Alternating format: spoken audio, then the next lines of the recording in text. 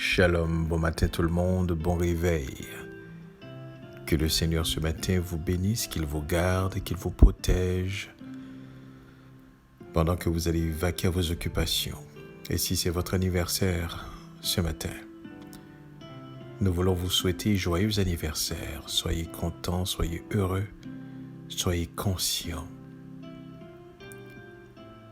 Et si vous êtes seul, sachez, vous n'êtes pas vraiment seul, puisque dans sa parole, il nous a fait cette promesse, disant « Je serai avec vous tous les jours, jusqu'à la fin du monde. » Et nous savons, il est là d'une manière ou d'une autre.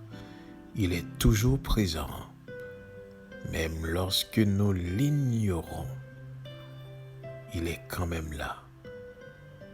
Car voyez-vous, sa promesse ne s'attachait pas en fonction d'une certaine circonstance, aux situations, aux décisions, aux interactions de notre part. Mais il a dit, je serai avec vous tous les jours,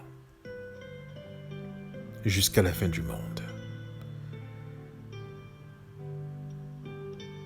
Donc, dans sa parole, il est fidèle, écoutez bien ceci, à lui-même. Donc, il est là, en tout temps et en toutes circonstances, parce qu'il est fidèle à lui-même. Donc, il est là. Par le roi Kodesh, il est là. Mais ce qui fait toute la différence, c'est lorsque vous devenez conscient, vous devenez très conscient de sa présence. Alors c'est vous qui vivez quelque chose d'extraordinaire. C'est vous qui êtes dans une autre dimension parce que vous constatez sa présence.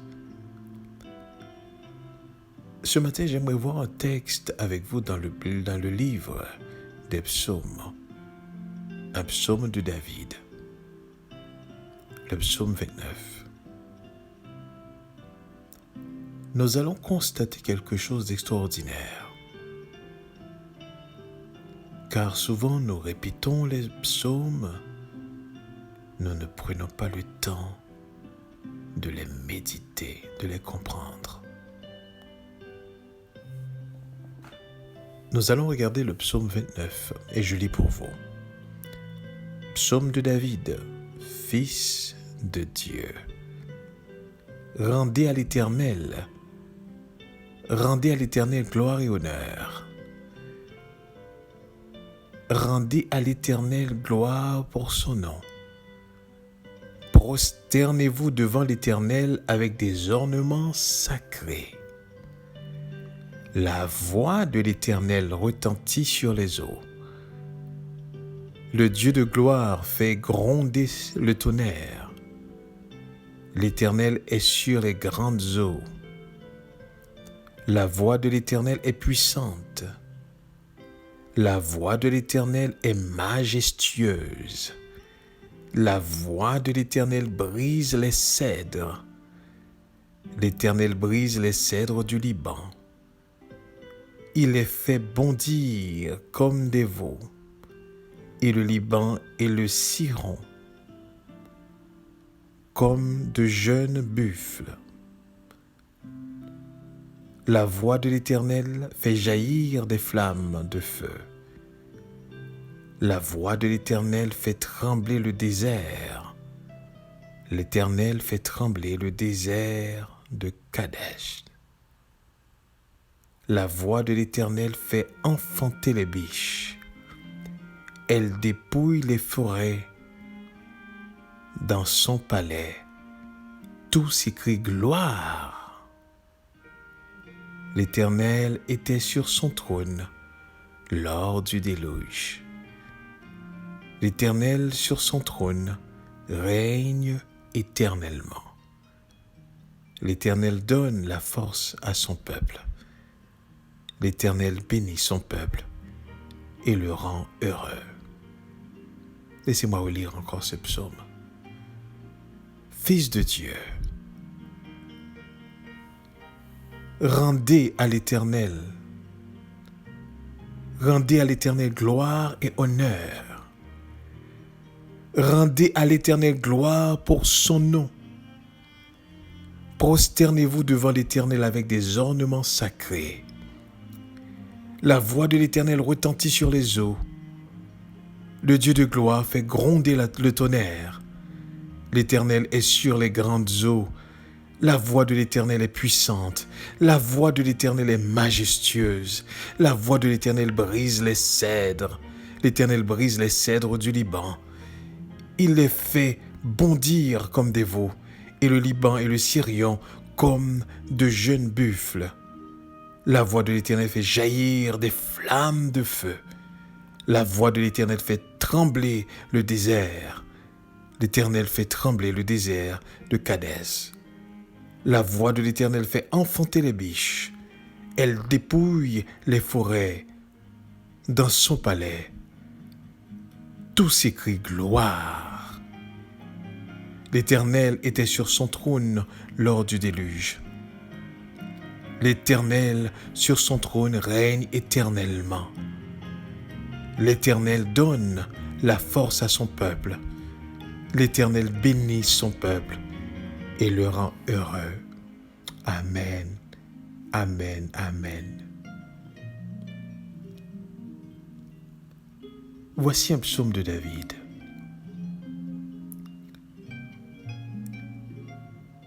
Où est-ce que David constate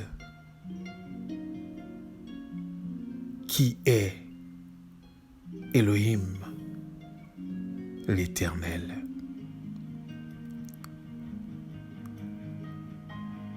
Lorsque David constate autour de lui et commence à comprendre qui est Elohim, tout en lui crie gloire, comme il a aussi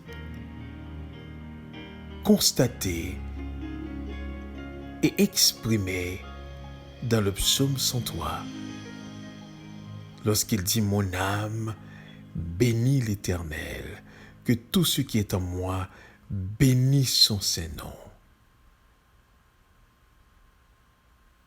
Comprenez bien ceci. Nous ne pouvons rester indifférents devant la gloire de Dieu. Et surtout, nous ne pouvons rester indifférents devant la voix de Dieu. Maintenant, ce que j'aimerais que vous compreniez, lorsque David exprime la voix de l'Éternel retentit sur les eaux, le Dieu de gloire fait gronder le tonnerre. N'est-ce pas qu'il est dit dans le livre de la Genèse, « Au commencement, Dieu créa le ciel, les cieux et la terre. » Et dans le livre de Jean, Yohanan, il est dit dans le chapitre 1er, « Au commencement était la parole. La parole était avec Dieu. La parole était Dieu. De tout ce qui a été fait, rien n'a été fait sans elle. »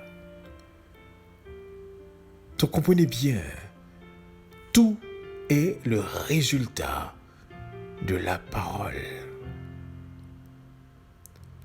Tout ce qui est vivant, tout ce qui est créé, le monde matériel comme le monde immatériel, le monde visible comme le monde invisible, tout a été créé par la parole. Écoutez bien ceci. Qu'est-ce que la parole?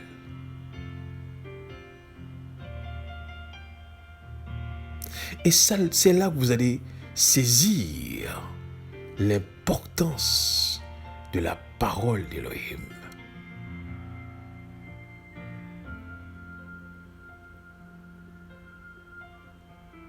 Ici, écoutez bien ceci, la parole qui a été utilisée pour créer n'est pas le langage humain, n'est pas la parole humaine. N'oubliez jamais ceci, la parole humaine découle d'une confusion.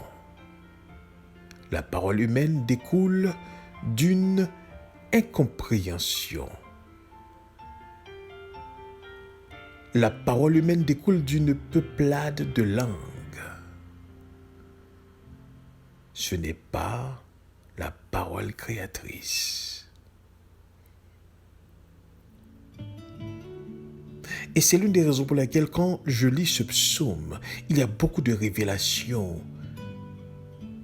que l'Esprit me fait pour me faire comprendre l'importance que nous ayons besoin du roi Kodesh afin d'exprimer pour nous,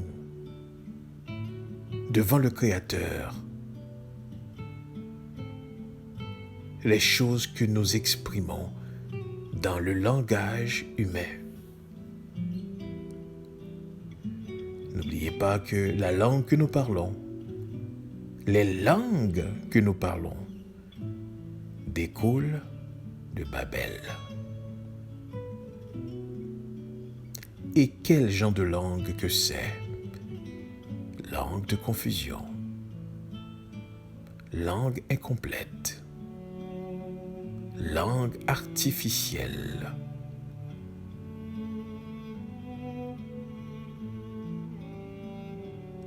Mais au départ, la parole du Créateur découlait d'une langue que nous ne pouvons parler. Et le son de cette parole déterminait, matérialisait les choses. Une parole créatrice. Ce n'est pas l'anglais, ce n'est pas le français, ce n'est pas l'italien, ce n'est pas le créole. On ne parle pas de langue humaine. On parle d'une langue divine. Et c'est dans cette langue que la voix retentissait au moment de la création et que les paroles sortaient, que la lumière soit. Et le son, du son de la voix, sortait la lumière. La lumière prenait existence.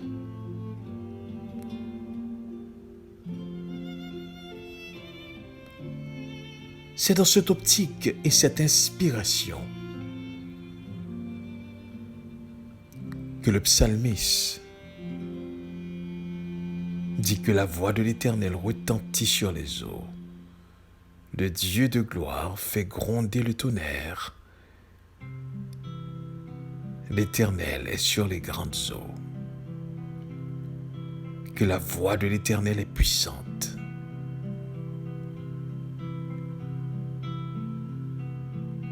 Et c'est en sachant cette parole que Yeshua nous avait dit ceci: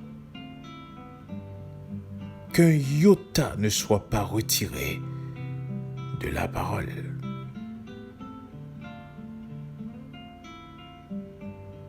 Et nous ne parlons pas de la parole des hommes ici. Nous parlons de la parole divine. Il dit qu'un iota ne soit pas retiré de cette parole. Qu'un iota ne soit pas modifié de cette parole, car il y a le son de la parole qui doit rester dans son originalité lorsqu'elle est prononcée par le divin, par Elohim l'Éternel.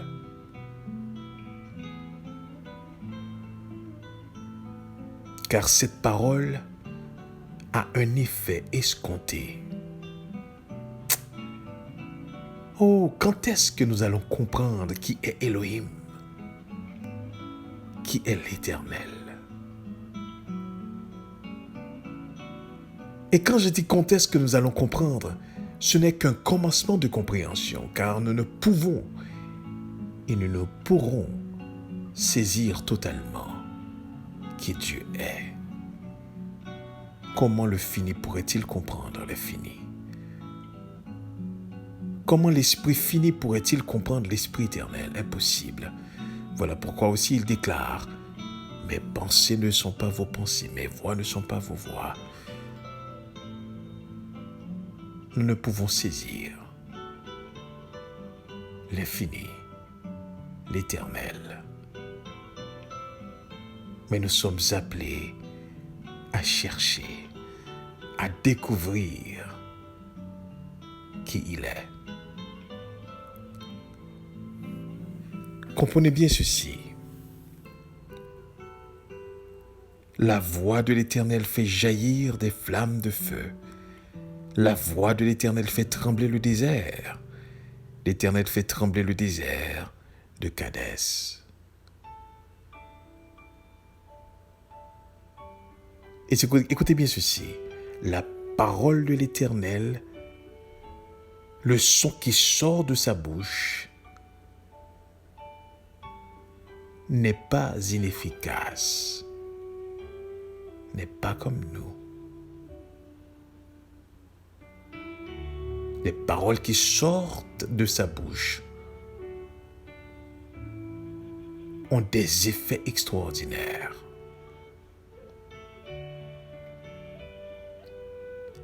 Ces paroles sont d'un son ondulaire que nous, humains, nous ne connaissons pas dans les langues de Babel. C'est pour cela, écoutez bien ceci, par le roi Kodesh, comme des enfants, spirituellement parlant, nous apprenons à parler le langage. Cette langue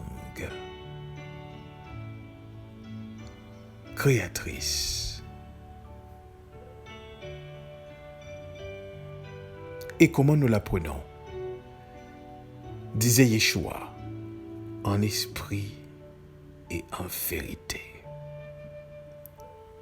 Lorsque nous marchons dans la vérité, lorsque nous constatons la vérité, lorsque nous sommes transformés par la vérité,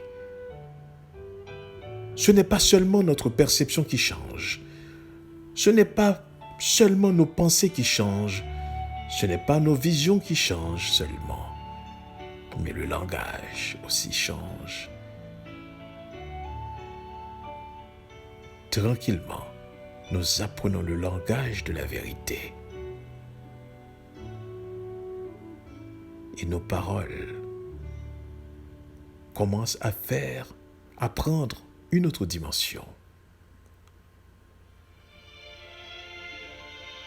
Et commencent à prendre un sens spirituel, un son tout à fait divin, un son ondulaire, écoutez bien ceci, qui plus ou moins ressemble au Père.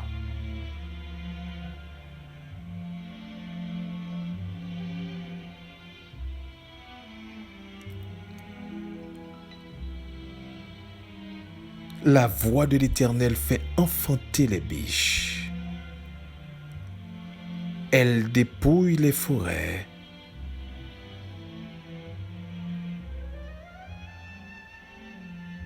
Et c'est une voix tellement extraordinaire que dans le palais même céleste, dans son palais, tout s'écrie gloire.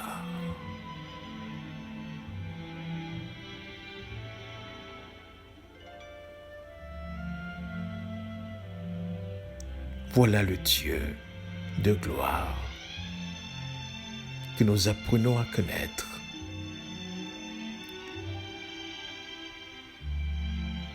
C'est pour cela, nous devons nous dépouiller de toute langue et langage mort et que nous laissions l'Esprit cultiver en nous cette langue, ce langage créateur.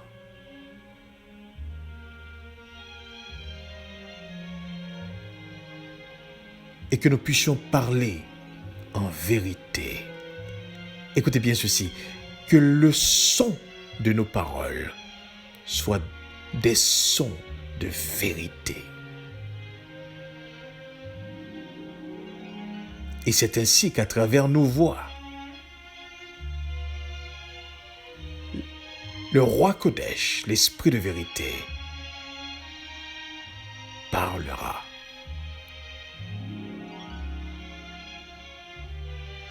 Et que ces paroles prononcées de notre part sont des paroles, écoutez bien ceci, consacrées.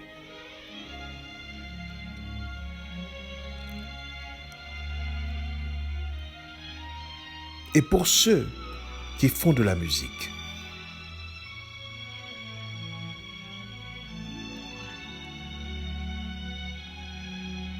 le son de vos instruments, écoutez bien ceci, ne sonne pas comme tout le monde.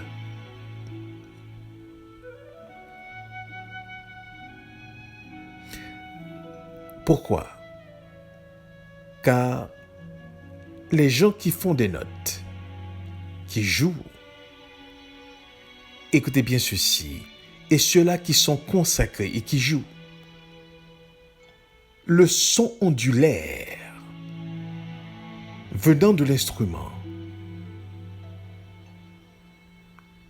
dans l'oreille humaine sonne pareil, mais dans l'oreille divine sonne différent. Pourquoi? Parce que lorsque celui qui est consacré, lorsque celui qui est engagé, lorsque celui qui est entièrement saint joue, les sons de ses notes sont consacrés.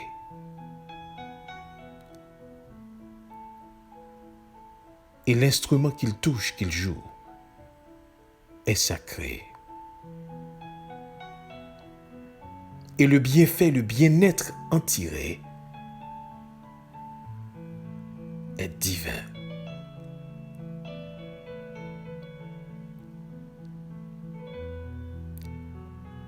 Et dans son palais, tout s'écrit gloire. Comprenez bien ceci. J'aimerais que ce matin, que nous puissions prendre le temps nécessaire de comprendre qu'il y a un langage, il y a une langue, il y a des paroles.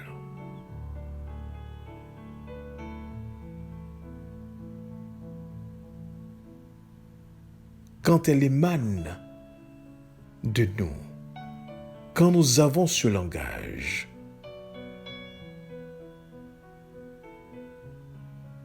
ce sont des paroles sacrées.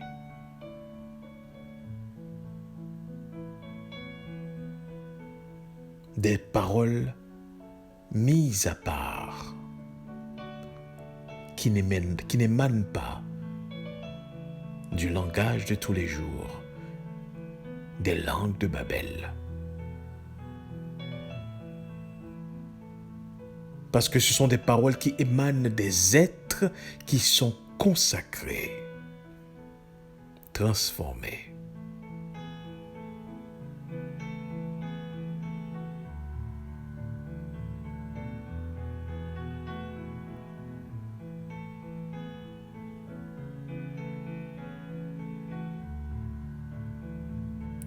Il les fait bondir comme des veaux.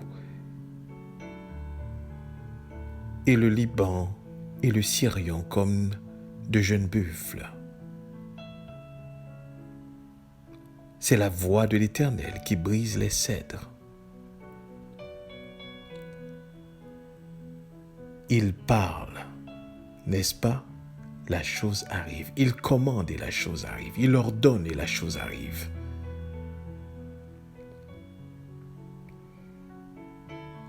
C'est cette voix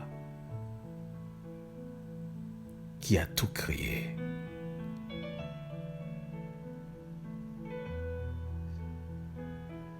C'est cette voix qui nous permet d'avoir la vie.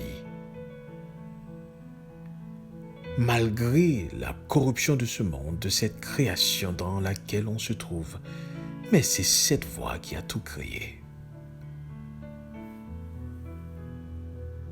Donc vous comprenez que, écoutez bien ceci, tout vient du son de sa voix.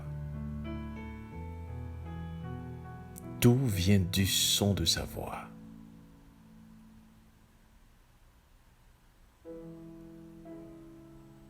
Et tout est exactement comme il veut que ça soit. Aucun mélange, aucune confusion, aucun point d'interrogation.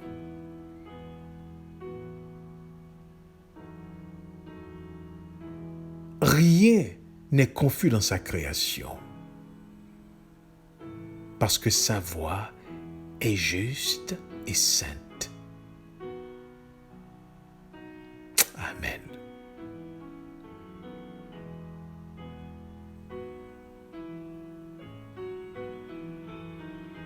Voilà comment David a compris la voix de l'Éternel. Voilà comment David a compris que la voix de l'Éternel retentit sur les eaux.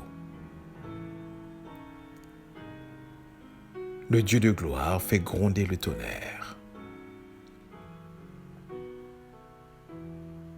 Lorsque le peuple d'Israël, jaloux de la relation de Moïse avec Elohim, ont dit, mais nous aussi, nous pouvons entendre sa voix. Nous aimerions qu'il nous parle. Et l'Éternel dit à Moïse, écoutez, parfait. Prépare-les et dis-leur que je viens leur parler et qu'ils viennent me trouver au pied de la montagne. Et la Bible nous rapporte lorsque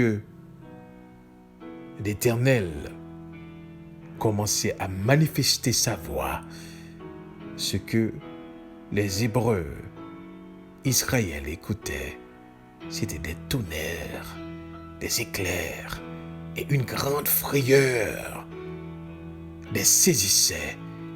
Et il disait à Moïse, demande-lui de se taire, demande-lui de se taire. Tu peux nous parler, toi. Il ne pouvait pas comprendre ce langage. Il ne pouvait pas comprendre cette parole. Écoutez bien ceci. Parce qu'ils n'avaient pas encore le cœur à comprendre, ni les yeux pour voir, ni l'oreille pour entendre. Ils n'étaient pas prêts.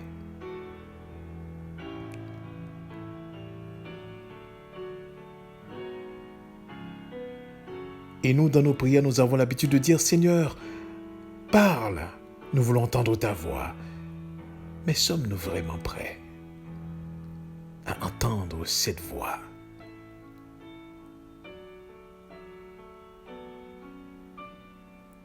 Cette voix qui retentit sur les eaux. Cette voix qui est puissante. Cette voix qui est majestueuse. Cette voix qui brise les cèdres. Sommes-nous vraiment prêts à entendre cette voix qui fait jaillir des flammes de feu, cette voix qui fait trembler le désert, cette voix qui fait enfanter les biches? Sommes-nous vraiment prêts? La prochaine fois que vous demandez, Seigneur, fais-nous entendre ta voix, posez-vous la question, suis-je prêt vraiment à entendre sa voix? Car laissez-moi vous dire quelque chose. Il ne parlera pas sans que cette parole n'ait un effet. Disait-il, ma parole ne me revient pas sans avoir accompli toute ma volonté.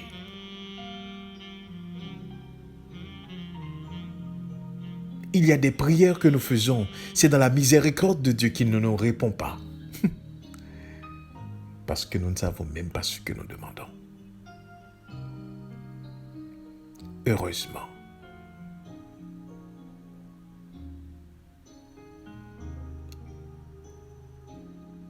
que le Seigneur nous permet de comprendre et que nous soyons préparés non seulement à entendre cette voix majestueuse, mais aussi à développer ce langage divin, à apprendre la parole divine, et que le son émanant de notre être soit un son créateur, des paroles de vérité,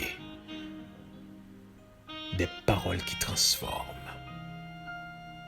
Que le Seigneur nous bénisse ce matin et nous restons conscients de sa présence. Amen. Amen.